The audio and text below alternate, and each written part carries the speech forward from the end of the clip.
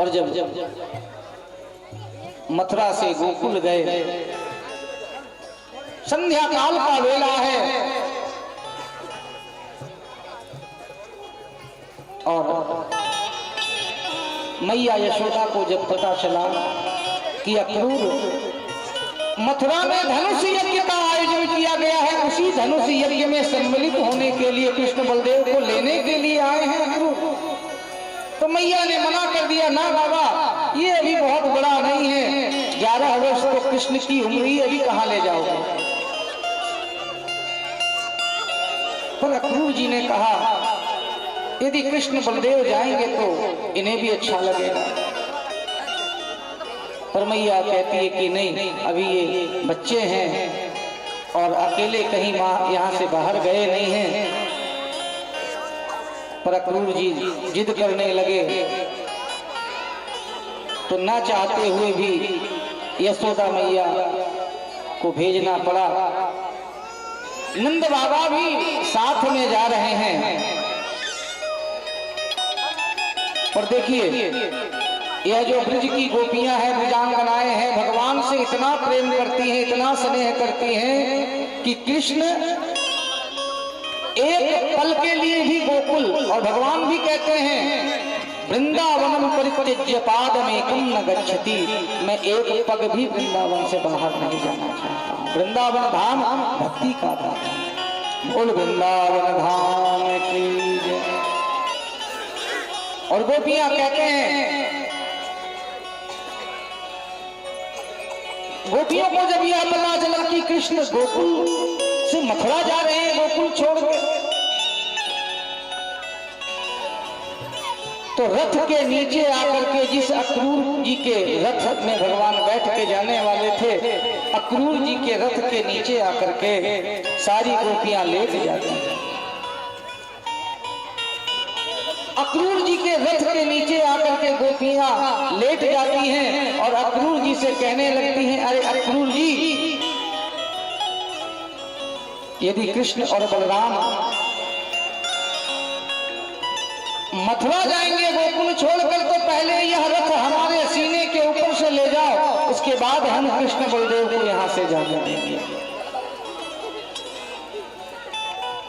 तो कन्हैया उतर के रथ से समझाते हैं गोपियों को, गोपी देखो हम हमेशा के लिए तो मथुरा नहीं जा रहे हैं, बस 2 दिन की बात है, आज जाएंगे परसों लौट करके आ जाएंगे। तो गोपियों को लगा, किसी एक गोपी ने कहा कि चलो ठीक है, यदि यह जाएंगे, भक्त को भगवान के अनुसार चलना चाहिए। अपनी हम लोग क्या करते हैं, जैसी हमारी सुविधा होती है वैसा हम भगवान को वैसी पूजा करते हैं, वैसा आराधना करते हैं, जो हमारी सुविधा हो। अब तो लोग कुर्सी में बैठ के भी हवन करने लगे, बोलो राधे राधे। एक जगह मैंने देखा, नासिक गया था कार्यक्रम के लिए, तो पंडित जी भी किसी यजमान के यहाँ पूजा करवा रहे थे, तो डाइनिंग टेबल के ऊपर बैठ करके पूजा करवा रहे हैं। यजमान भी चेयर में बैठ करके आहुति दे रहे हैं। तो भगवान ऐसा नहीं कि जैसा आप हो वैसा भगवान को बना लो, वैसा अनुकूल बना लो। भगवान जैसे हैं वैसे आपको बनना पड़े, चाहे आप जितने बड़े हो। भगवान के दर पे तो सब एक समान है, चाहे कोई राजा हो या कोई रंग, सबकी एक ही गति है। तो गोपियां कहती कि ठीक है, इनके यदि कृष्ण की इच्छा है मथुरा चले जाएं, तो हमें रोकना नहीं चाहिए कि राजी तेरी रजा में रहे, जिसमें कृष्ण प्रसन्न हो वही हमें, उसी में हमारी प्रसन्नता होनी चाहिए। विदा किया, पर रास्ते में ले जाते वक्त अक्रूर जी सोच रहे हैं कि मैं कितना पाप कर रहा हूं, मैं कृष्ण बलदेव को साक्षात मौत के पास ले जा रहा हूं, काल कंस के पास ले जा रहा हूं, मैं इन 11 वर्ष के कुमारों को ले जाकर के मृत्यु के मुख में झोंकने जा रहा हूं। मुझसे बहुत बड़ा अपराध हो रहा है। भगवान समझ गए कि अक्रूर चाचा को संकोच हो रहा है, क्योंकि अक्रूर को लगता है कि हम साधारण बच्चे हैं, पर हम साधारण बच्चे नहीं हैं। इनको दिखाना चाहिए कि मैं कौन हूं। तो मार्ग में अक्रूर जी ने रथ रोक करके यमुना में स्नान करने के लिए डुबकी लगाई। तो भगवान ने वहां अपनी कृपा दिखाया कि जैसे ही डुबकी लगाया, जल के भीतर भी वही कृष्ण और वही बलदेव बैठे हुए थे। घबरा के बाहर निकले तो रथ में भी वही कृष्ण और बलदेव हैं। अक्रूर जी समझ गए, समझा दिया भगवान ने कि अक्रूर चाचा आप बिल्कुल डरो मत, कंस मुझे नहीं मार सकता है। कंस की इतनी सामर्थ्यता नहीं है कि कंस हमारा बाल भी बांका कर दे। तब अक्रूर जी ने हाथ जोड़ करके स्तुति गाई, नमस्ते वासुदेवाय सर्वभूतक्षयाय च ऋषिकेश नमस्तुभ्यं प्रपन्नं पाहि मां प्रभु। कि हे प्रभु, हे वसुदेव, मैं आपको पहचान गया। मैं तो आपको साधारण ग्वाल बाला समझ रहा था कि नंद बाबा का छोरा, पर आप जगदीश हैं। आप जगदीश साक्षात हरि हैं। आपका कंस क्या बिगाड़ सकता है। पर देखिए, जब भगवान मथुरा में प्रवेश किए, तो मथुरा में जब भगवान प्रवेश किए तो जो जितने वृंदावन और गोकुल के जितने सखा थे भगवान के, उन सबको पता चला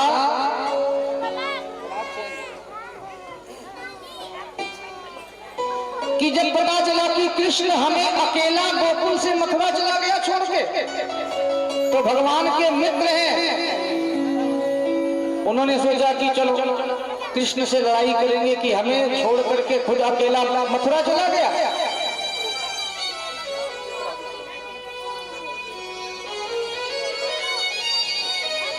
तो जब मथुरा जाने की बात चली तो सारे ब्रजवासी इकट्ठे होकर के मथुरा पहुंच गए।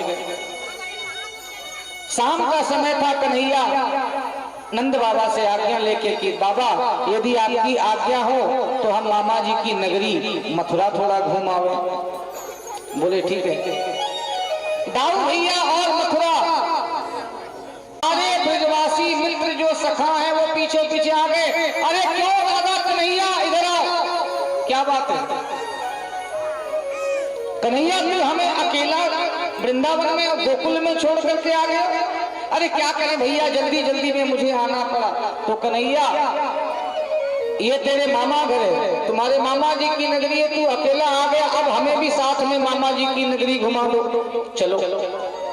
पर ब्रजवासियों ने कहा कन्हैया एक बात बताओ, तुम तो बढ़िया कपड़ा पहन रखो है तेरे, पर हम ग्वालों को देखो फटीचरों फटे पुराने कपड़े पहने।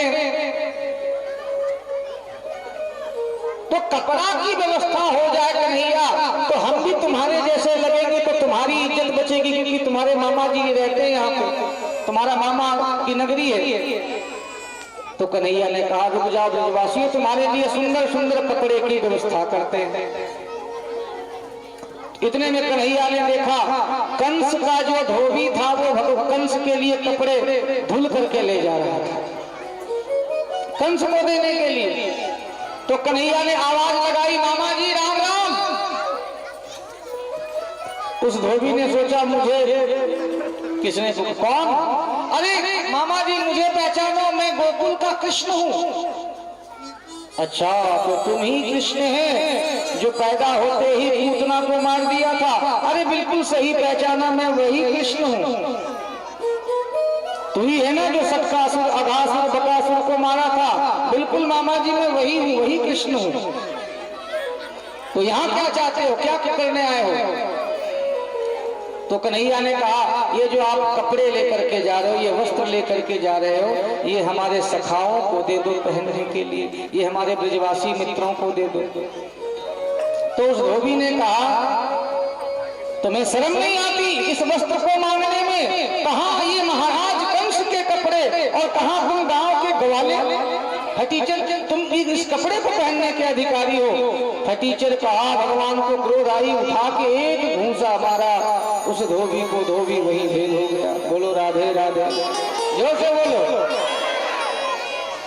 तब भगवान ने वो सारे वस्त्र उठा करके मित्रों को दिया कि लो अपने अपने हिसाब से पहन लो। अब गौर करने वाली बात ये है कि कंस राजा था और राजाओं का पेट तो पहले इतना बड़ा होता था, तो मोटा ताजा कंस के कपड़े यदि सूखे सूखे बच्चे ब्रजवासी बेरगे रहती के पहने तो पता चला कि एक पैजामे में पूरा का पूरा ब्रजवासी घुस गया। यदि बगलबंदी कुर्ता पहने तो कुर्ता में तीन तीन एक साथ आ जाए। ब्रजवासियों ने कहा, कन्हैया कपड़ा तो रेशमी है, कपड़ों को तेने चकाचक पहना दी, पर ये फिटिंग की व्यवस्था जो है ये व्यवस्थित नहीं है। यदि ये कपड़े सही ढंग से मिल जाए तो कसर पूरी हो जाए।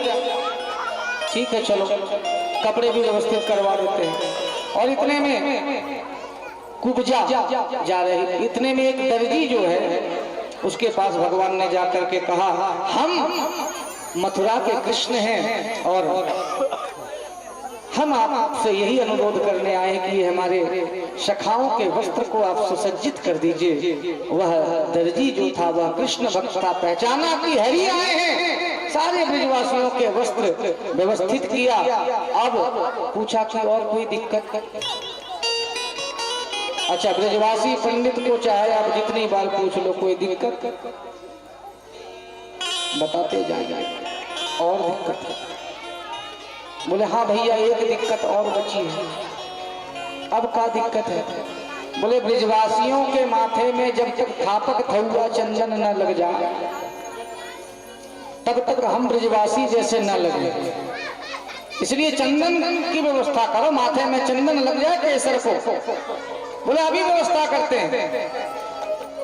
तो इतने में कुब्जा जो 8 जगह से कुबड़ी थी वो कंस के लिए चंदन घिस के ले जाती थी।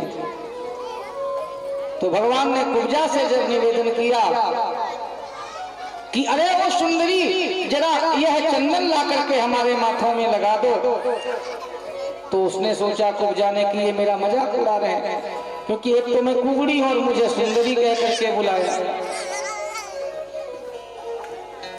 तो कहा नहीं नहीं, हमने आपका उपहास नहीं उड़ाया, आप उसे ही कह रहे हैं हम मथुरा के, हम गोकुल के कृष्ण हैं, हमारे माथे में तिलक लगा दीजिए। प्रभु को पहचान के कुब्जा ने सारे ब्रजवासियों के साथ साथ भगवान के माथे पे तिलक लगाया। भगवान ने कहा इधर आओ। भगवान ने कुबड़ा जो कुब्जा है उसके कमर को पकड़ा, पैर के अंगूठे से पैर का अंगूठा दबाया और ऐसा जोर से झटका दिया कि 8 जगह से कुबड़ी कुब्जा सुंदरी बोला तो सुंदरी बना करके छोड़ा। बोलो भक्तवत्सल भगवान की जय। और यही कुब्जा आगे चल करके भगवान की पत्नी बनी। भगवान ने विवाह का आश्वासन देकर के वहां से जब भगवान निकले हैं और मथुरा की नगरी में भगवान विचरण करते हुए जब घूम रहे हैं, देखिए जब राम जी अपने ससुराल में घूम रहे थे जाकर के मिथिला में, तो राम जी बड़े संकोचित थे, मर्यादा पुरुषोत्तम की बिल्कुल उनके चलने का तरीका, उनसे बात करने का तरीका पर छलिया कृष्ण जहां भी घूमे उनका हर चीज में वो टेढ़े हैं, तो हर किसी के लिए टेढ़े हैं। और जिन पे कृष्ण की नजर पड़ जाए भगवान जिसे देख दें वह कृष्ण का ही हो जाता है। और मथुरा की गलियों में जब भगवान विचरण कर रहे हैं तो सूरदास जी कहते हैं, जादू भरी तोरी आंखें जिधर गई, जादू भरी तोरी आंखें जिधर गई, जादू भरी तोरी आंखें जिधर गई, मेरों की बजारी वारी वारी छुई छुई छतियां से कर गई, जादू भरी तोरी आंखें जिधर गई, जादू भरी तोरी आंखें।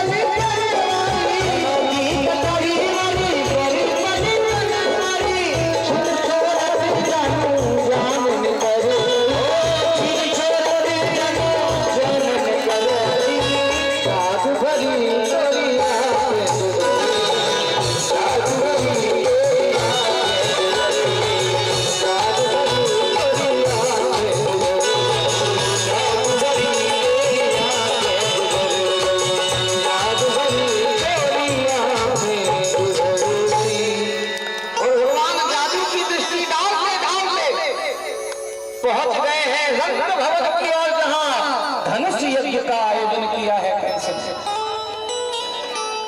पर उस धनुष यज्ञ में कंस को पता था कृष्ण जरूर इस मल्लशाला में, इस रंग भवन में जरूर कृष्ण पहुंचेगा। तो क्यों ना हम अपने काल को द्वार पर ही समाप्त कर दें। इसीलिए कंस ने 10,000 हाथियों का बल रखने वाला कुवलिया पीड़ नाम के हाथी को खड़ा कर दिया और महावत को आज्ञा दिया, जैसे कृष्ण बलदेव प्रवेश करे हाथी से कुचलवा दो। पर इस बार उस हाथी को भी पाला कृष्ण से पड़ा था। हल हल लिए दाऊ भैया और कृष्ण जब रंग भवन की ओर बढ़े तो वह हाथी कृष्ण को देख करके चिंघाड़ने लगा और आगे बढ़ने लगा। दाऊ भैया ने कन्हैया से कहा, रुक जाओ कन्हैया, हमको लगता मामा जी ने इसे मंत्र दे रखा, इसका इलाज कर देते हैं, रुक जाओ। और वह हाथी जैसे ही चिंघाड़ते हुए भगवान की ओर बढ़ा, दाऊ भैया ने सूंड पकड़ी दोनों हाथों से और जो घुमाना प्रारंभ किया, एक ही बार में उस हाथी का प्राणांत कर दिया पटक करके। और जब हाथी को पटक करके और हाथी का वध कर दिया भगवान ने, तो दाऊ भैया ने कन्हैया से कहा, कन्हैया मामा जी ने बाहर इतना अच्छा व्यवस्था करके रखा है तो भीतर का प्रबंध कैसा होगा। जब गेट पे ही इतना अच्छा खातिरदारी हो जाए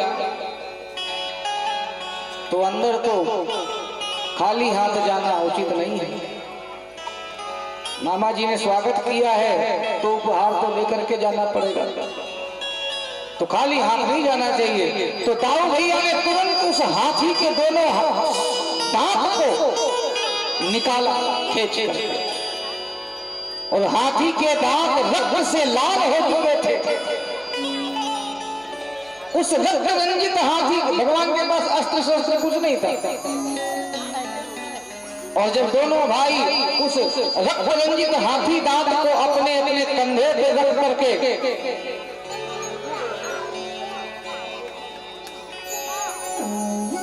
उस रक्त रंजित हाथी दांत को लेकर के जब भगवान रंग भवन में पहुंचे हैं भगवान, तो जैसे ही सभी ने देखा वो एक 11 वर्ष का 11 साल का कृष्ण पर देखिए, कृष्ण जब रंग भवन में गए तो जिसकी जैसी भावना थी उस भावना से कृष्ण को देखा।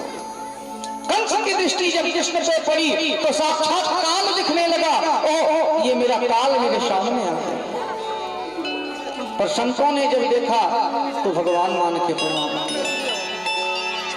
जाती रही भावना जैसी, जाती रही भावना जैसी,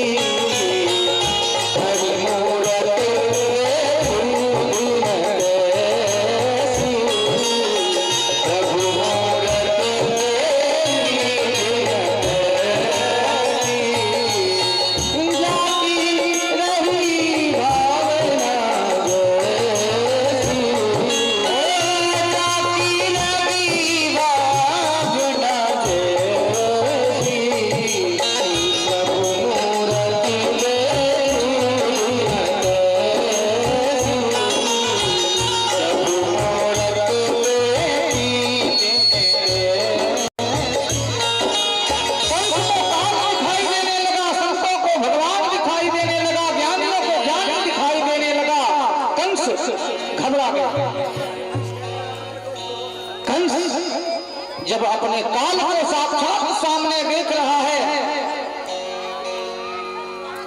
कंस जब अपने मृत्यु को सामने देखा तो कहा, ओहो तो तू ही है कृष्ण, तू ही है नंद बाबा का छोरा कृष्ण। देवकी वसुदेव के गर्भ से जन्मा हुआ वही वह कृष्ण है। तो आओ इन हमारे मल्लों से युद्ध करो। और बड़े बड़े पहलवान वहां पे मल्लशाला में चानूर, मुष्टिका, सल, तोसल, जो दिन रात उस मल्लशाला में परिश्रम करते थे, ऐसे मल्ल वहां पे खड़े हैं। आओ युद्ध करो। दाऊ भैया ने कहा मामा जी एक बात बताओ, थोड़ी बहुत शर्म है कि बेच खाए। क्यों, क्या हुआ? मामा जी एक बात बताओ कि हम बच्चे हैं, अरे हमारी उम्र का तो कम से कम ध्यान रखते। ये तुम्हारे सांग जैसे बड़े बड़े पहलवान जो हैं, खा पी करके तरोताजा मोटे पहलवान, और हम कहाँ 11-11 साल के बच्चे और हमसे लड़वा रहे हो उनसे। मुझे अच्छा तुम बच्चे, अभी जो द्वार पे एक हाथी खड़ा था जिसका तुमने वध किया तुम दोनों ने, वह कोई साधारण हाथी नहीं था। वह घोड़लिया पीड़ था, 10,000 हाथियों का बल उसमें अकेले में था। और तुमने पलक झपकते ही उस हाथी को एक झटके में धूल में मिला दिया।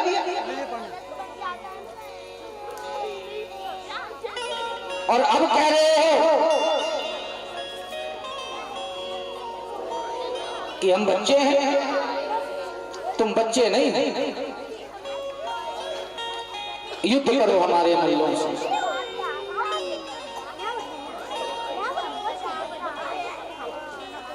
पितृनाथ स्वामी सखा हमारे कृष्णा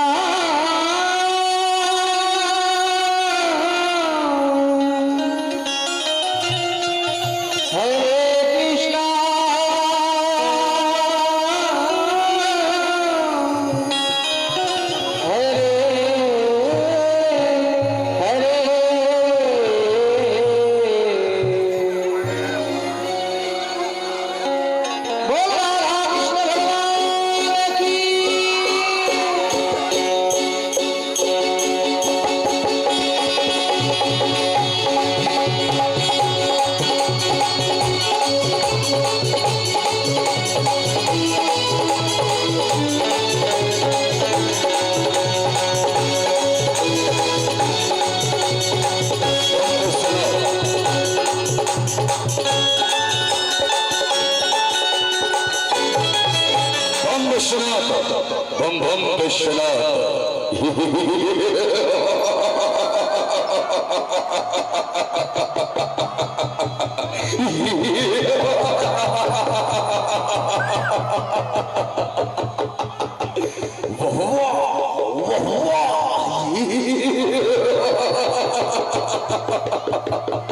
यहाँ की शान, ओए ओए यहाँ की शान एकदम निराली जवानों से जगा पामाल हो रहा है। जरा सा लब हिलाने से सहम जाते हैं, सहम जाते हैं। जरा सा भय दिखाने से हुआ है काल भी भयभेद। आज हमारा मथुरा में आने से, क्योंकि अष्टपुर ज्ञानी जाके वेद मुख वाणी, भवन में भवानी सुख संप्रदा लह करे, गले मुंडमाल जाके चंद्रमा ललाट सोहे, दासन के दास तो कथा नेत्र कहा करे। चार वेद बंदी चौकी द्वार पाल नंदी, ओए ओए ओए ओए ओए ओए। चार वेद बंदी जाके द्वार पाल नंदी, कहे कब आनंदी नर नाहर हा हा करे। एक जगह सहाय ओए ओए ओए ओए।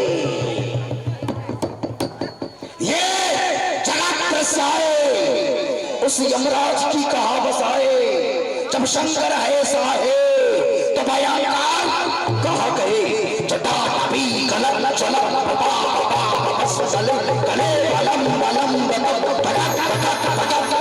चला किशोर चंद्र रति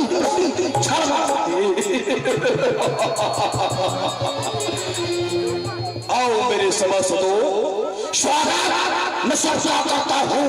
कुछ बातें हैं परामर्श की, प्रस्ताव सामने रखता हूँ। वो प्रस्ताव क्या है? एक दूत ने आकर मुझे बताया कि नामदा गोप के बच्चों ने दंगा बहुत मचाया। वो ग्वालों का एक टोल बनाकर वो ब्रज प्रदेश में रहने वाला ग्वारिया गवार पोखराव का पानी पीने वाला कृष्णा क्या कहता है, गोपियों के घर में दुपट चोरी से माखन मिश्री की चोरी करता है। और चोरी नहीं, सौ भ्रज गोपियां जमुना स्नान करने के लिए जाती है तो पीछे से दबे पैर जमुना के निकट जाता है। जब गोपियां स्नान करने के लिए जमुना के अंदर जाती है तो वो ग्वालिया गवार उनके वस्त्रों को लेकर के कदम की डाली पर बैठ करके बंसी बजाता है।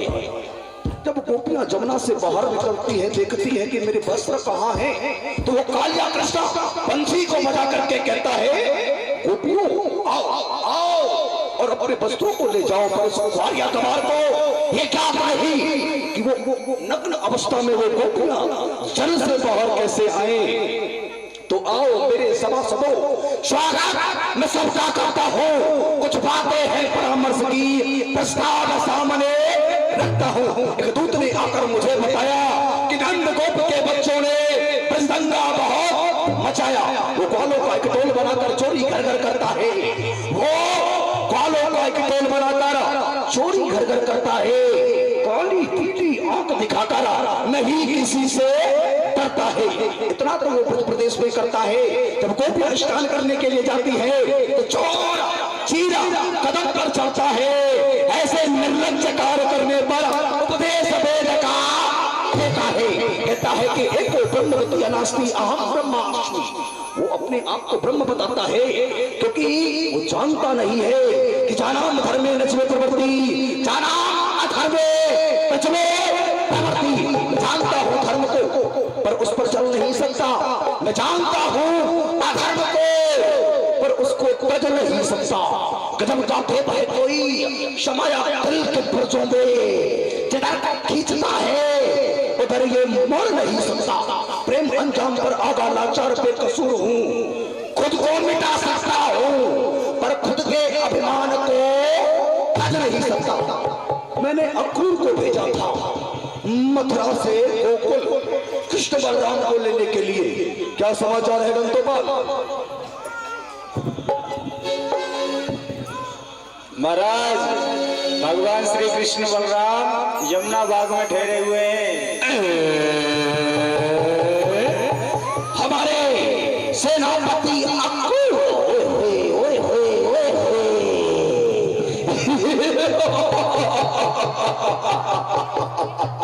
जो बच्ची का अक्रूर जो इधर भी मिला है और उधर भी मिला है। हमने भेजा उस कृष्ण बलराम को लेकर के आया। मैंने चमत्कार भी सुने, रजक धोबी को मार दिया, तुम जाकर सुंदर रूप दिया। तो अब को मुझको ये सिद्ध हुआ कि नारायण ने अवतार लिया। वो आ रहा है कृष्ण, वो आ रहा है कृष्ण।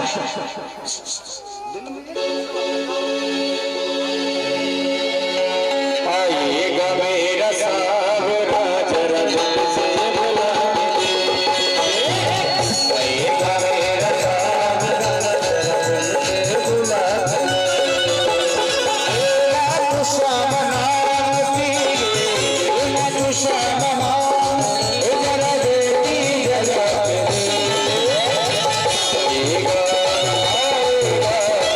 आएगा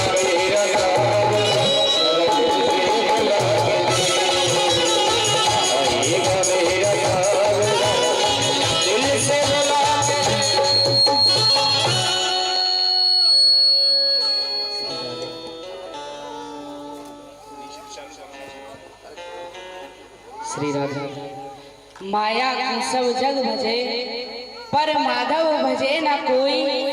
जो कदाप माधव भजे, तो यह माया चेरी हो। माया चेरी होए, रहत चरणन लिपटानी। ज्यों मलियागिर संग रहत सौरव सरसानी। यहाँ भगवत रसिक अनन्य होए सतगुरु की राया। मोह माधव में मन लगे, तो मोह मद छूटे माया। कनक कनक सौ गुनी, मधिक ताद काए। जो पीवत चढ़ जात है, सो छुअत चढ़ जात। आहा, आप सोच रहे होंगे कि इनने कनक कनक शब्द 2 बार कहो है, या कनक को कहा अर्थ है। मैं आपको स्पष्ट करके या कनक शब्द को उच्चारण व्याख्या करके आपको सुनाए दूं। अजी देखो, एक कनक तो सोने सो कहे और एक कनक धतूरे सो कहे। अब आप सोचोगे कि आप इनको हमें क्यों बता रहे हो। अजी सर्वप्रथम या मानव को या जीव को काईसो नशा चढ़े है। भांग धतूरे को आप लाओगे, छानोगे, घोटोगे, तब बाको आप पान करोगे, तब कहूँ जाएगी वाको आपको नशा होगा। परंतु यह सोनो कनक तो ऐसो है जी, या के छुए मात्र सो ही प्राणी को नशा है जाए है। आहा, मेरी माया के मतवारे जीवो, तुम धान को छोड़ के भुसको कूटे हैं। मेरी भक्ति ना कर मेरी माया को लूटे हैं। ऐसे पापिन के तो सदा भाग फूटे हैं। आज हमारे मामा कंस ने हमको अपने यहाँ बुलाया है, तो क्यों नहीं आज अपने मामा को उद्धार ही कर दें। मामा जी प्रणाम। कौन? मामा, मामा देख, जिस प्रकार तेने मेरी माँ देवकी के केस पकड़ के या पृथ्वी पे पछाड़े हैं, ऐसे में आज तेरे इन केसन को पकड़ के या पृथ्वी पे अवश्य ही पछाड़ूंगा। बाल के बदले में बाल, ये 12 वर्ष का बाल है। देख तेरी छाती पे ये देवकी का लाल है।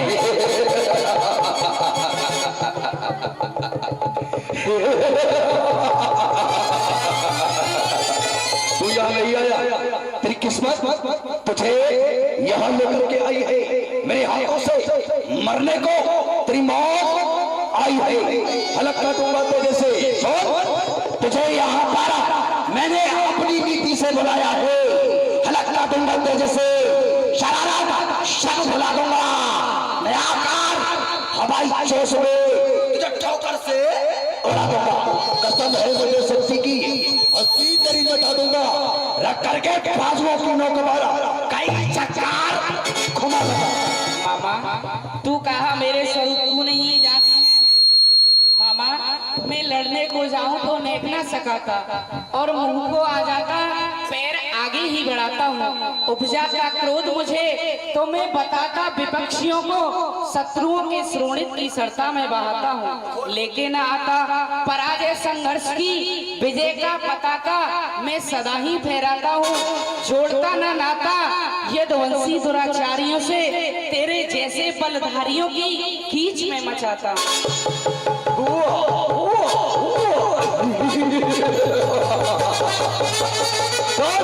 मैं कोई खेलने की वस्तु नहीं हूँ, क्योंकि तूने अभी कुछ क्षण पहले बोला कि मामा कंस बाल के बदले में ये 11 वर्ष का बाल है। देख मामा कंस तेरे सामने ये देवकी का लाल है। सुन, हम जल पवन की चाल से, हम जल पवन की चाल से पर्वत हिला करते नहीं। तुम जैसे मच्छरों की भूख से हम हाथी उड़ा करते नहीं।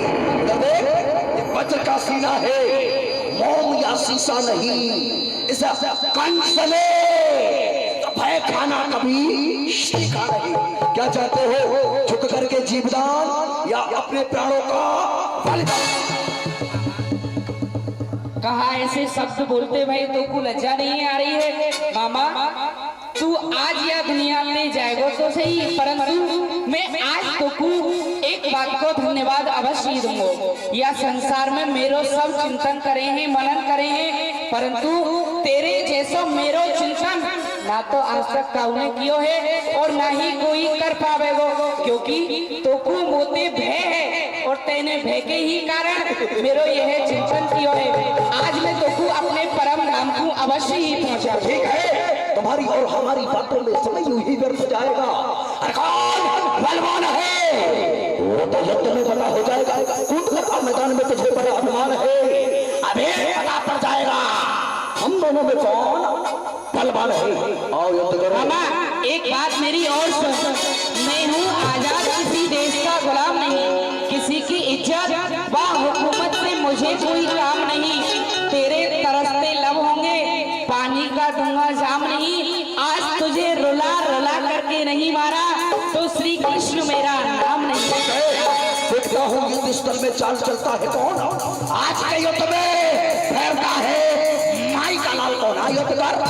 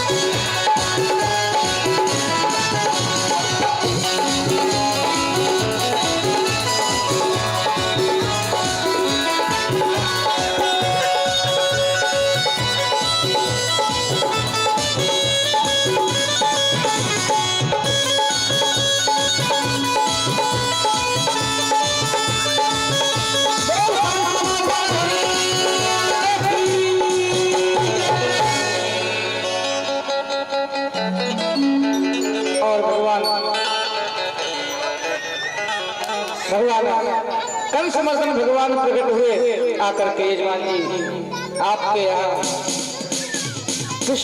कंस को मारने वाले कृष्ण प्रकट हुए हैं। यजमान जी स्वागत करें। तेरे फूलों से भी क्या, तेरे कांटों से भी क्या, तुझे भी देना चाहे दे दे मेरे करतार। तेरे फूलों से भी क्या, तेरे कांटों से भी क्या, तुझे भी देना चाहे दे दे मेरे करतार। तेरे फूलों से भी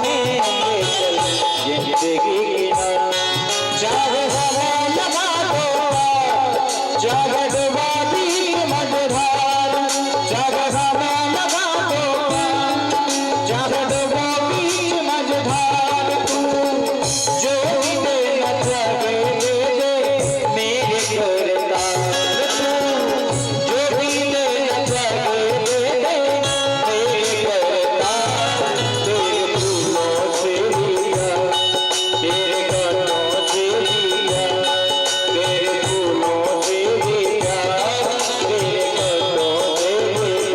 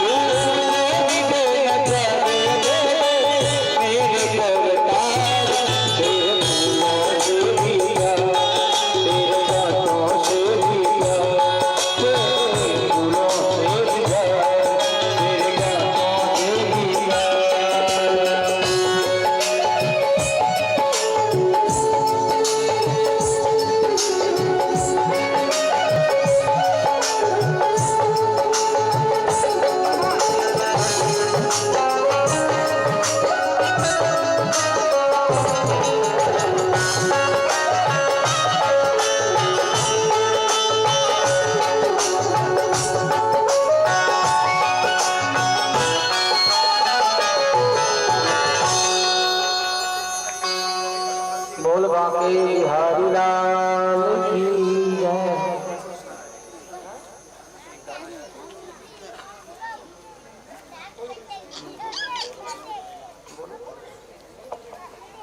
राधे राधे, इधर श्री राधे। एक बार जरा जोरदारी से ताली बजा करके हम लोग आनंद लेंगे।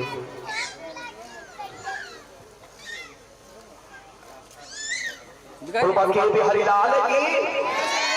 हमारे आदरणीय श्रीमान ध्रुव साहू जी की ओर से श्री धाम वृंदावन में परम पूज्य परम सत्य चंदन कृष्ण शास्त्री जी महाराज जी का आश्रम बन रहा है। उस आश्रम हेतु 2500 रुपए की धनराशि उन्होंने श्री धाम वृंदावन में आश्रम निर्मित कार्य हेतु 2500 रुपए का दान किया है। एक बार जोरदारी से ताली बजाएंगे हमारे ध्रुव साहू जी के लिए। हम लोगों ने जो कि श्री धाम वृंदावन में परम पूज्य परम सत्य है चंदन कृष्ण शास्त्री जी महाराज जी का नारायण कृपा धाम नाम से आश्रम का निर्मित कार्य चल रहा है। जो भी श्री धाम वृंदावन जाना चाहते हैं, आना चाहते हैं, घूमना चाहते हैं, बाकी बिहारीलाल का दर्शन करना चाहते हैं, तो कल तक यहाँ पर सुंदर श्रीमद् भागवत कथा चलेगी। तो आप लोग अपने शुभ कमाई में से थोड़ा थोड़ा दान आप लोग अवश्य करेंगे। तो जो भी आपकी धनराशि हो 1100, 2100, 5100, श्रद्धा आपकी है, भाव आपका है, दान आप लोगों को करना है। गंगा प्रसाद साहू और ध्रुव साहू जी की ओर से देखिए 2500 रुपए की धनराशि उन्होंने प्रदान की है। जोरदारी से ताली बजाएंगे। और कल तक का समय है। देखिए श्री धाम वृंदावन में जो कि आश्रम बन रहा है, घर मकान तो दुनिया में सभी लोग बनाते हैं। महाराज श्री ने अपना यहाँ कुछ दूरी पर इनका घर भी है और गिरिडीह में शायद इनका फ्लैट भी है। वहाँ पर हम निज जाते रहते हैं घूमने के लिए। तो महाराज जी ने श्री धाम वृंदावन में रहने के लिए नहीं बनाया है, जो कि जन जन कल्याण करने के लिए, जहाँ पर श्रीमद् भागवत कथा श्रवण कराते हैं, जहाँ पर श्रोता भक्त लोग पधारते हैं। जैसे कि कोई अब सपोज करो तो पचम्बा हम लोग आए हुए हैं, यहाँ का भक्त कोई श्री धाम वृंदावन घूमने जाना चाहे तो नारायण कृपा धाम में उन समस्त भक्तों का स्वागत है। तो जो भी आप अपनी शुभ कमाई में से दान करना चाहते हैं श्री धाम वृंदावन में नारायण कृपा धाम आश्रम में, तो आप लोग दान कर सकते हैं। कथा की ओर चलेंगे तो कि अभी हमें रुक्मणी जी का विवाह बाकी बिहारी लाल के साथ अभी कुछ ही क्षणों में यहाँ पर संपन्न होगा। तो आप लोग शांति का दान देते हुए महाराज श्री की बाड़ी की ओर चलेंगे। जय श्री राधे राधे श्याम। बोल बाके बिहारी लाल की जय।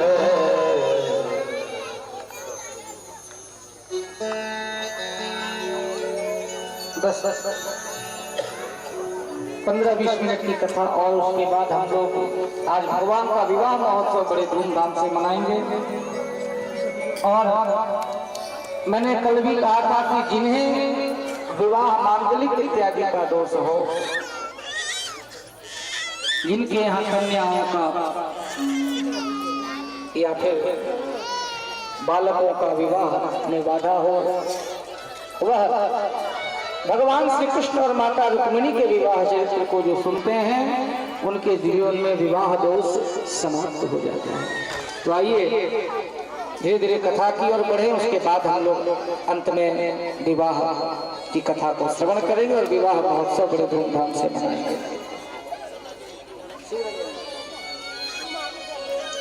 भगवान ने कंस का वध जब किया, 11 साल के कंस हैं, कंस के 11 वर्ष के कृष्ण कंस का जब वध किए तो नंद बाबा वसुदेव देवकी सब उसी सभागार में हैं। नंद बाबा ने देखा ये सिर्फ मेरा बेटा नहीं है, ये मेरा साधारण वही कृष्ण नहीं है जिसने देखते देखते अभी मल्लशाला में बड़े बड़े योद्धाओं को मार दिया। क्या यह साधारण मेरा बेटा है? तब जाकर के कन्हैया ने कहा, नंद बाबा मैं बेटा तो देवकी और वसुदेव का। जब पता चला नंद बाबा को तो कृष्ण ने कहा, नंद बाबा अब यदि आपकी आज्ञा हो तो मैं अपने जन्म देने वाले माता पिता के पास भी कुछ दिन रह करके इनकी सेवा का लाभ लेना चाहता हूँ।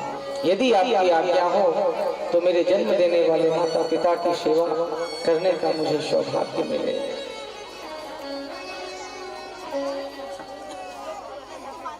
न चाहते हुए भी नंद बाबा कृष्ण और बलराम को वसुदेव देवकी के हाथ में सौंप करके सगोपी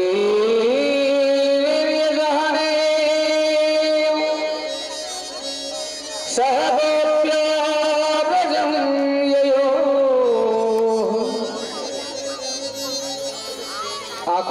आंसू भरे नेत्र को लेकर के नंद बाबा कृष्ण बलदेव को मथुरा में ही छोड़ करके गोकुल की ओर भारी मन से लौटने लगे। अब वसुदेव जी ने सोचा कि कृष्ण बलदेव यहाँ है, पर माता पिता का दायित्व यही तब तक पूरा नहीं होता जब तक बच्चा अशिक्षित है। माता बैरी पिता शत्रु जे न बाले सपाठते न शोभते सभा मध्ये हंस मध्ये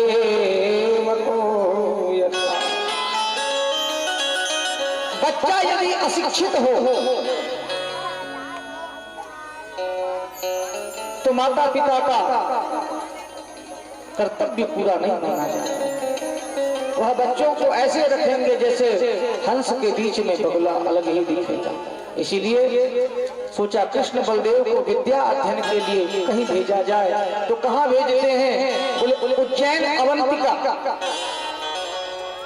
बोले वहां के जो कुलपति हैं, जो गुरु जी हैं शांदीपनी मुनि, गुरु जी के पास विद्या अध्ययन करने के लिए कृष्ण बलदेव उज्जैन अवंतिका गए। और अल्पकाल विद्या सब आई, बहुत कम समय में बहुत सारी विद्याओं को प्राप्त करके जब लौटने लगे कृष्ण बलदेव, तो गुरु जी से जाकर के कहा, गुरु जी आपको गुरु दक्षिणा में मैं क्या अर्पण करूं?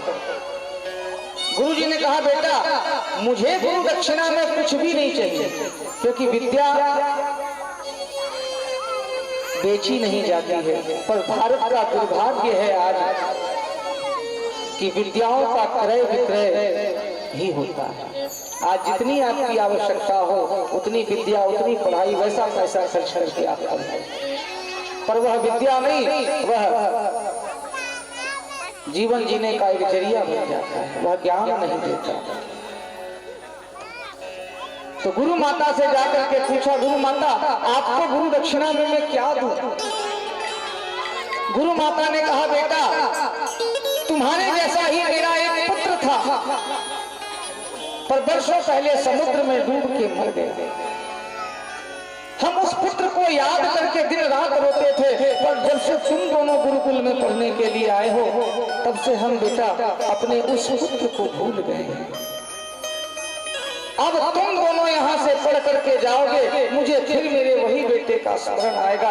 यदि दे सकते हो बेटा तो मेरा वही मरा हुआ बेटा मुझे लौटा के दे दो। कृष्ण बलदेव ने कहा, जो आज्ञा गुरु माता। कृष्ण बलदेव गए, समुद्र के भीतर प्रवेश किए, आज्ञा दिया। समुद्र हाथ जोड़ के खड़ा हो गया, सरकार आज्ञा करिए, मैं अपने गुरु पुत्रों को लेने के लिए आया हूं। तो समुद्र ने कहा, महाराज मैंने आपके गुरु पुत्र को नहीं मारा है, मेरे भीतर एक मूल नाम का दैत्य है, एक शंख के भीतर, उसी में आपके गुरु पुत्र को ले गए। भगवान उस शंख में प्रवेश करके मूल नाम के दैत्य का वध किया और गुरु पुत्र को ले जाकर के जब गुरु माता के हाथों में सौंपा तो गुरु माता ने लाखों लाख आशीर्वाद देकर के कृष्ण बलदेव को विदा किया। अब प्रश्न यह उठता है, बड़े ध्यान से सुनेंगे, कि कन्हैया गोपियों से, मैया यशोदा से यही बोल करके निकले थे कि हम मथुरा आज जा रहे हैं, परसों आ जाएंगे। पर परसों का बोल के वर्षों बिता देना, क्या भगवान इतने निष्ठुर हो गए कि उन्हें ब्रजवासियों की याद नहीं आई, गोपियों की याद नहीं आई, माता पिता की याद नहीं आई? आखिर क्यों एक बार भी लौट करके नहीं गए? बोलो राधे राधे। जब भगवान माता पिता को छोड़ करके मथुरा आए थे, ब्रजवासियों को, ब्रजांगनाओं को, ब्रजमामाओं को, सखाओं को छोड़ करके जब आए तो 11 वर्ष की आयु में छोड़ के आए थे, और जब मिले थे तो 111 वर्ष की उम्र में उनसे मिले थे। तो आखिर इतने लंबे अंतराल तक भगवान क्यों नहीं गए? तो किसी भी वस्तु स्थिति को तब तक व्यक्त नहीं किया जा सकता उस वक्त के हालात क्या होंगे। तो संतों ने इसमें अपने अपने व्याख्या की है। तो एक संत कहते हैं कि नहीं, जब से भगवान ने कंस का वध किया तो कंस का ससुर जरासंध भगवान का बहुत बड़ा शत्रु हो गया। तो तो भगवान को डर था कि कहीं जरासंध को पता चलेगा कि ब्रजवासी मेरे अंतरंग है, मेरे प्राण प्रिय हैं, तो कहीं मुझे तो कुछ नहीं कर पाएगा, पर कहीं ब्रजवासियों को जाकर के वो परेशान ना करेगा। इसलिए भगवान ने, और भी अनेक कारण हैं, पर फिर भी प्रमुखता से एक कारण यह है कि देखिए, एक थाली में आप मीठा और नमकीन मिला करके खाओगे तो ना मीठे का स्वाद आएगा ना नमकीन का स्वाद आएगा।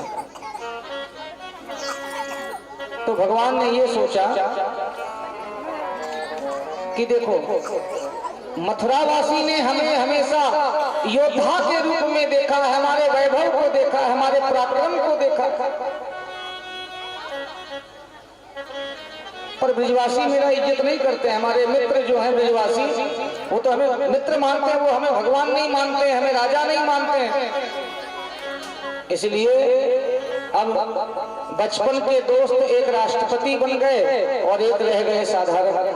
अब वो बचपन का जो मित्र है वो राष्ट्रपति भवन में सबके सामने यदि राष्ट्रपति के कंधे पे हाथ रख दे तो वो तो वहां प्रोटोकॉल के खिलाफ होगा, शोभा नहीं देगा। वह उस सभा में भले ही बचपन का मित्र है, पर उस स्थिति में वह शोभनीय नहीं होगा। इसलिए भगवान ने सोचा, ब्रजवासियों से मेरा अलग संबंध है, मथुरावासियों से अलग। मथुरा के आनंद को मथुरा में रहने दो, गोकुल के आनंद को गोकुल में ही रहने दो। लेकिन उद्धव जैसे ज्ञानी जो मथुरा में है, जो बहुत ज्ञानी है, पर प्रेम को नहीं जानते हैं, भाव को नहीं जानते हैं, वेदांत की पढ़ाई, वेदांत की भाषा बोलते हैं, तो उद्धव को भगवान ने संदेश देकर के भेजा, जाओ मेरे माता पिता को कह दो कि मैं सिर्फ उनका बेटा नहीं हूँ, मैं जगदीश हूँ, मैं परमेश्वर हूँ, मेरी तत्व को बताओ। गोपियों को जाकर के समझाओ, ग्वाल बालों को समझाओ। तो उद्धव जैसे पंडित ये सोच रहे हैं कि मैं कहाँ वेदांत का ज्ञानी और वो गांव के ग्वाले भला मेरी भाषा समझेंगे, मैं कैसे समझाऊंगा। पर फिर भी कृष्ण की आज्ञा है तो मुझे जाना पड़ेगा। गए, भगवान ने अपना पीताम्बर ओढ़ा दिया उद्धव को कि जाओ इस पीताम्बर को ओढ़ के जाओगे तो तुम्हें सब आसानी से पहचान जाएंगे कि ये कोई कृष्ण का अंतरंग है, कोई खास है। और संध्या काल की बेला होते होते जब उद्धव पहुंचे नंद बाबा के यहाँ, स्वागत किया है नंद बाबा ने और पूछा है नंद बाबा ने उद्धव से, उद्धव क्या वह कृष्ण हमें भूल गया? अरे जो मैया दिन रात उसके पीछे डांटते रहती थी, कभी वो हमें याद नहीं करता? वो जो छोड़ के गया है, क्या मेरा कृष्ण हमें नहीं ढूंढता? उद्धव ने कहा, नंद बाबा, जिस कृष्ण को आप अपना बेटा मात्र समझते हो वह केवल आपका बेटा नहीं, वो निर्गुण है, निराकार है, निर्गुण है, निर्बाधित है, निर्वज्ञ है, निराकाश है, पर ब्रह्म श्री कृष्ण है, वह आपका केवल बेटा नहीं है, भूल जाओ। नंद बाबा कहते हैं, उद्धव तुम्हारी वेदांत की भाषा तो मुझे समझ में नहीं आती, पर मेरी मोटी सी बुद्धि में एक बात आती है उद्धव, तुम उत्तर दे दो। क्या? उद्धव, जिन तुम कहते हो कि उसका कोई आकार नहीं है, निर्गुण है, निराकार है, जिन उंगलियों को पकड़ के वो कृष्ण चलना सीखा है, मेरी ये उंगलियां कैसे मान ले कि कृष्ण का कोई आकार नहीं है? उद्धव, तुम कहते हो वह निराकार है, निर्गुण है, जिन मेरे नेत्रों ने हमेशा उसके रूप सुधा का रसपान किया है, मेरी आंखें कैसे मान ले कि उसका कोई आकार नहीं है, कोई स्वरूप नहीं है? उद्धव, मेरी बुद्धि में तो एक ही बात आती है, तुम कहते हो वो भगवान है, चलो मान लिया वो भगवान है। उद्धव, तुम बताओ कि यदि किसी का पागल बेटा भी घर छोड़ के चला जाए, भले वो घर के किसी काम का ना, तो उस पागल बेटे के चले जाने से, उस पागल बेटे के जाने की भी पीड़ा क्या होती है, उनके माता पिता से पूछो।